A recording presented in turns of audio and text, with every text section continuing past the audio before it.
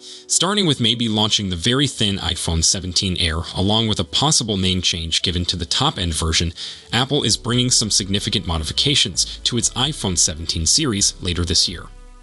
The Cupertino firm has split all of its handsets from the premium offering for years using the Pro Max name and looking at past releases.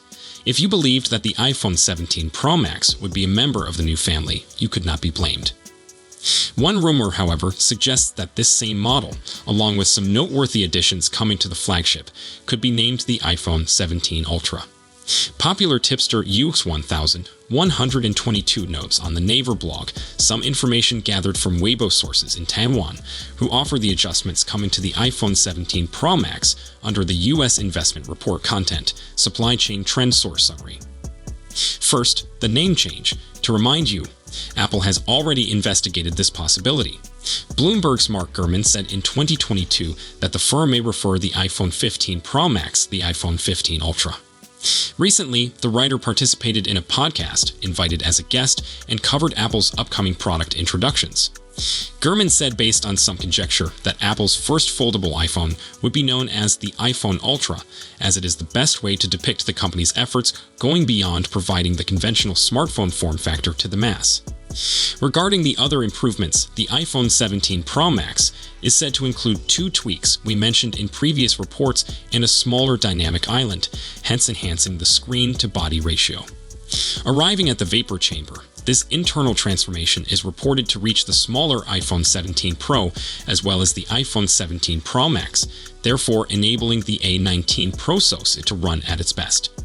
Additionally, Apple's top-end model might be growing thicker this year, most likely to accommodate a bigger battery, with this change presumably occurring since Apple will continue to significantly tweak the design of the Pro versions.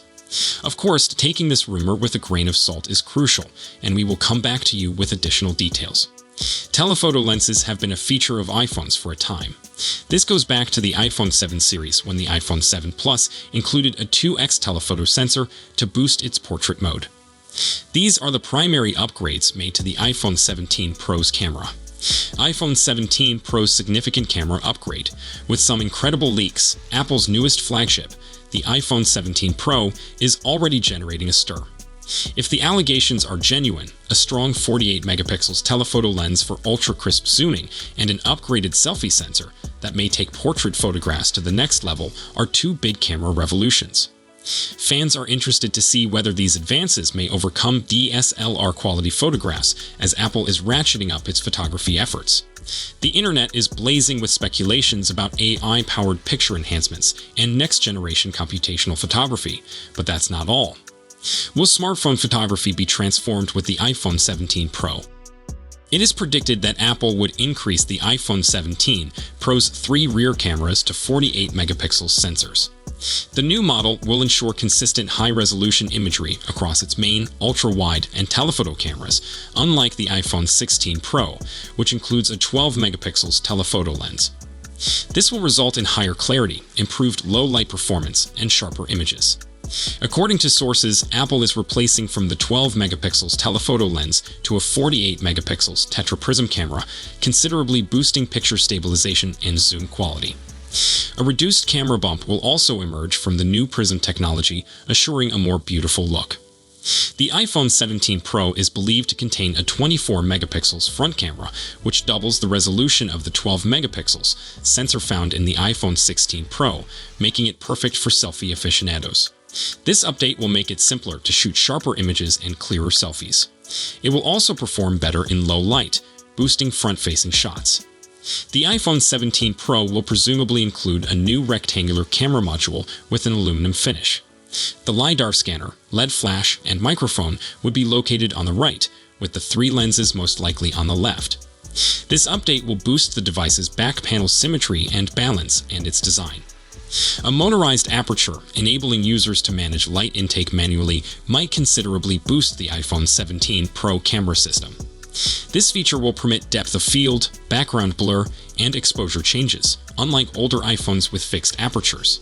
Cupertino is projected to make up for this by adopting powerful computational photography and AI-driven image processing, even though the firm is allegedly lowering the size of its main camera sensor from 1/1.28 inch to 1/1.3 inch. This means that picture quality, with greater dynamic range and noise reduction, continues at the greatest level even with the smaller sensor. I've been waiting for Apple to build a foldable iPhone ever since the first generation Samsung Galaxy Z Fold, and it's finally happening. Nearly a decade after Samsung developed its first foldable, Apple will offer a comparable book-style foldable iPhone. That's next year, according to most sources, and we're seeing more and more leaks that imply the device's introduction is certain. Recent reports regarding the foldable iPhone have promised interesting features. The foldable iPhone should be exceedingly thin and have a new hinge mechanism preventing the display from creasing. According to sources, the elimination of the crease is a high goal for Apple. The foldable iPhone should also have a different aspect ratio than the Z Fold variants.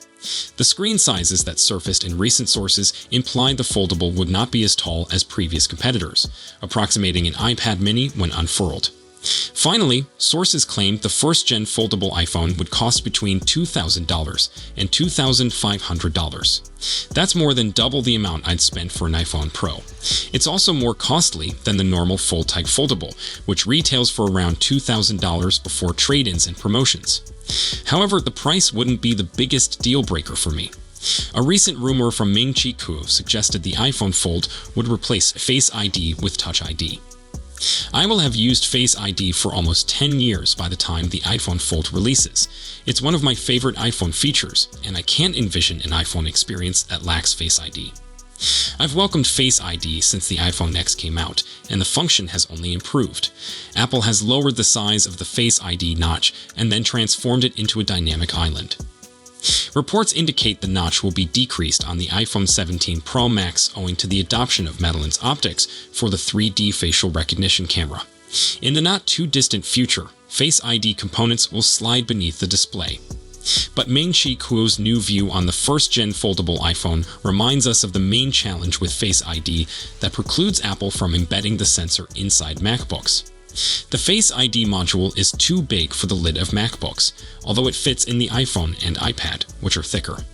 Thanks to the ultra-thin M4 iPad Pro, we know precisely how thin a gadget needs to be right now for Apple to accommodate Face ID components, 5.3 millimeters. The iPhone 17 Air will be 5.5 millimeters thick, rumors suggest. That should be enough to guarantee there's enough in there for the Face ID components. But I'll remind you of all the leaks displaying the odd horizontal camera bar of the iPhone 17 Air. Like others, I assume the location of the camera bar is supposed to let Apple insert Face ID components at the top of the iPhone 17 Air. Back to the iPhone Fold, the smartphone is reported to measure between 4.5 millimeters and 4.8 millimeters when unfurled. That could be too thin for the Face ID camera. That's why Apple might opt for a Touch ID power button similar to what we have on non-Pro iPads and Samsung foldable phones of all sorts. After years of not using an iPad, I finally acquired an iPad mini 7. It's the right size for my requirements, which focus around content consumption. It's light and simple to take about, and it already offers me a sense of what a foldable iPhone may feel like. The iPad mini 7 features a Touch ID power button, which I set up as soon as I brought it out of the box. But I continuously find myself fearing to use it. Touch ID on a side button is more harder to use than Touch ID in the home button. It doesn't just work. You have making sure you hit the button properly, otherwise the sensor will fail to unlock the screen. In these last few weeks, I found myself punching in the PIN code more times than I thought. It's really annoying. And yeah, I'm probably holding it improperly. This isn't just about unlocking the screen. I use Face ID to log into applications on the iPhone, and it's a procedure that simply works. It's essentially passive authentication. I'm logged by merely gazing at the screen soon after running an app. I adore it. Given my Touch ID troubles on the iPad mini 7, I'm anxious about depending on Touch ID on an ultra-thin foldable phone where the touch sensor may be much smaller. I've encountered similar troubles with Samsung's Galaxy Z Flip 6, which has a fingerprint sensor on the side. Conversely, if Apple created an iPhone Flip-type gadget, it may be thick enough to accommodate existing Face ID modules. I'll also note out that Samsung phones do offer facial authentication, but not the 3D version. I will also give up speculations that indicate the foldable iPad or Mac arriving in 2027 will have Face ID functionality, but that gadget is expected to be bulkier than the folding iPhone. Hopefully, Apple will manage to minimize the thickness of the Face ID module to accommodate it within the foldable iPhone. It may be one of those spectacular breakthroughs only Apple would pull off. Remember that competitors have not actually been able to imitate Face ID, though several Android makers have attempted. Face ID tech isn't exactly cheap or readily accessible. But there's another hurdle when contemplating Face ID for foldable iPhones. Where do you place the sensor? On the cover screen or the folding display? Or do you use two of them? A Face ID sensor on the cover screen would make it simple to unlock the display whether you unfold the phone or not. But if you intend on utilizing Face ID to log in applications while the screen is foldable, you need Face ID on the inside. A foldable iPad/Mac gadget would not have a cover display. By this time next year, we'll receive even more iPhone Fold rumors and perhaps discover if Face ID is coming on the first-gen foldable iPhone. As you may assume, the iPhone 17 Pro Max is likely to contain the more powerful internal hardware. Rumors indicate to the iPhone 17 Pro Max sporting an A18 Pro CPU, 12 gigs of RAM, and 256 gigs of storage to start.